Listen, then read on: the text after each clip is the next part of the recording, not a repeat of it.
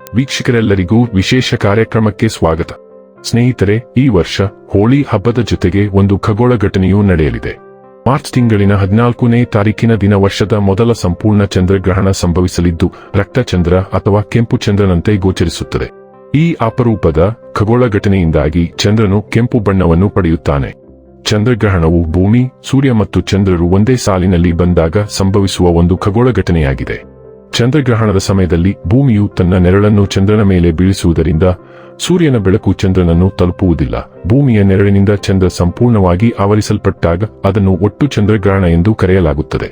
ಚಂದ್ರನ ಯಾವುದೇ ಭಾಗವು ಗೋಚರಿಸಿದರೆ ಅದನ್ನು ಭಾಗಶಃ ಚಂದ್ರಗ್ರಹಣ ಎಂದು ಕರೆಯಲಾಗುತ್ತದೆ. ಸಂಪೂರ್ಣ ಚಂದ್ರಗ್ರಹಣದ ಸಮಯದಲ್ಲಿ ಚಂದ್ರನು ಕೆಂಪು ಬಣ್ಣಕ್ಕೆ ತಿರುಗಿದಾಗ ರಕ್ತಸಿಕ್ತ ಚಂದ್ರ ಸಂಭವಿಸುತ್ತದೆ. ಭೂಮಿಯ ನೆರಳು ನೇರ ಸೂರ್ಯನ ಬೆಳಕನ್ನು ನಿರ್ಬಂಧಿಸಿದರೂ ವಾತಾವರಣದಲ್ಲಿ ಧೂಳು, ಅನಿಲ ಮತ್ತು ಇತರ ಕಣಗಳ ಉಪಸ್ಥಿತಿಯಿಂದಾಗಿ ಕೆಲವು ಕೆಂಪು ಬೆಳಕು ಇನ್ನೂ ಚಂದ್ರನನ್ನು ತಲುಪುತ್ತದೆ. ಈ ವಿದ್ಯಮಾನವನ್ನು ರೇಲಿ ಸ್ಕ್ಯಾಟರಿಂಗ್ ಪರಿಣಾಮ ಎಂದು ಕರೆಯಲಾಗುತ್ತದೆ.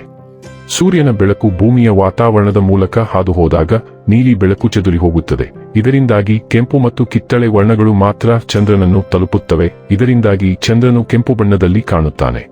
ವರ್ಷ 2025ರ ಮೊದಲ ಪೂರ್ಣ ಚಂದ್ರಗ್ರಹಣವು ಮಾರ್ಚ್ ತಿಂಗಳಿನ 14ನೇ ತಾರೀಕಿನ ದಿನ ಸಂಭವಿಸಲಿದೆ.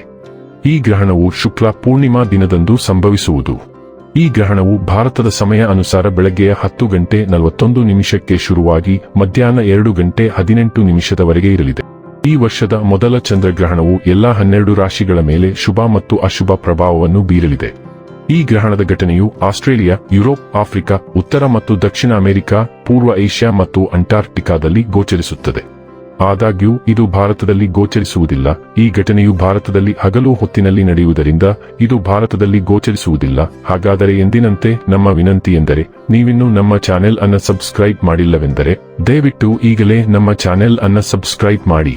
ಹಾಗೆ ನಿರಂತರ ವಿಡಿಯೋ ಅಪ್ಡೇಟ್ಸ್ಗಳಿಗಾಗಿ ತಪ್ಪದೇ ಪಕ್ಕದ ಬೆಲ್ ಐಕಾನ್ ಬಟನ್ ಕೂಡ ಕ್ಲಿಕ್ ಮಾಡಿ. ವಂಶ ಪಾರಂಪರ್ಯ ಜ್ಯೋತಿಷ್ಯರು ನಂಬರ್ 1 ವಶೀಕರಣ ಸ್ಪೆಷಲಿಸ್ಟ್. ವಿದ್ಯೆ, ಉದ್ಯೋಗ, ಮದುವೆ, ಹಣಕಾಸಿನ ಸಮಸ್ಯೆ, ವ್ಯಾಪಾರ, ಆರೋಗ್ಯ ಸಮಸ್ಯೆಗಳಿಗೆ ಫೋನಿನ ಮೂಲಕ ಪರಿಹಾರ. ಇಂದೇ ಕರೆ ಮಾಡಿ. ಸ್ನೇಹಿತರೆ, ತುಲಾ ರಾಶಿಗೆ ಸೇರಿದ ಜನರಿಗೆ 2025ರ ಮೊದಲ ಚಂದ್ರಗ್ರಹಣದ ಅವಧಿಯಲ್ಲಿ ಹೊಸ ಜವಾಬ್ದಾರಿಗಳು ಲಭಿಸುವ ಯೋಗವಿದೆ. ಈ ಅವಧಿಯಲ್ಲಿ ತುಲಾ ರಾಶಿಗೆ ಸೇರಿದ ಜನರು ತಮ್ಮ ಕೆಲಸ ಮತ್ತು ಜೀವನವನ್ನು ಉತ್ತಮವಾಗಿ ನಿಭಾಯಿಸುವುದು ಅವಶ್ಯಕ. ವರ್ಷದ ಮೊದಲ ಚಂದ್ರಗ್ರಹಣದ ಅವಧಿಯಲ್ಲಿ ಈ ರಾಶಿಗೆ ಸೇರಿದ ಜನರು ತಮ್ಮ ಆರೋಗ್ಯದ ಬಗ್ಗೆ ವಿಶೇಷವಾಗಿ ಕಾಳಜಿ ವಹಿಸಬೇಕು. ಈ ಅವಧಿಯಲ್ಲಿ ನೀವು ಸಕಾರಾತ್ಮಕ ಬದಲಾವಣೆಗಳನ್ನು ಹೊಂದುವ ಸಂಭವವಿದೆ.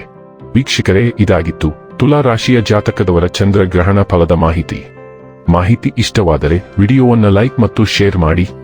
ಜೈ ಶ್ರೀರಾಮ್.